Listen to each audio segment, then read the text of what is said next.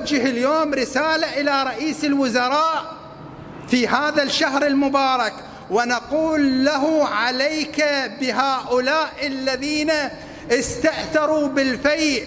نعم، كانت لك صولة قبل أسبوع أو أسبوعين، ولكن نريد هذه الصولات أن تستمر، وخصوصا في محافظة ديالى.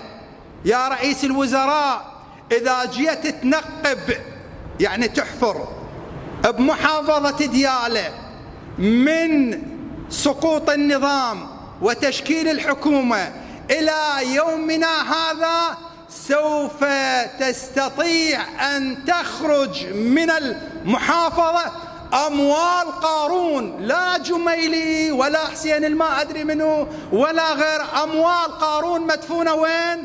بمحافظة ديالى. فعل من أين لك هذا يا حبيبي يا رئيس الوزراء؟ فعل.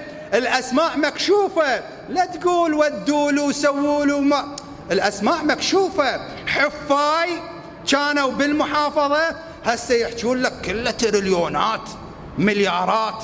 هذا كله، هذا الفيء، هذا كله سرقة المال العام اللي هو ملك منه؟ ملك الجميع، ولا يحق لأحد أن يتصرف. لذلك اليوم نوجه عليك بصولة إلى ديالى، وأقول لك إياها بصراحة: إذا جيت لديالى سوف تخرج أموال قارون اللي تكفي مو العراق، تكفي المنطقة كلها، ميزانية منطقة بأجملها أو بأكملها.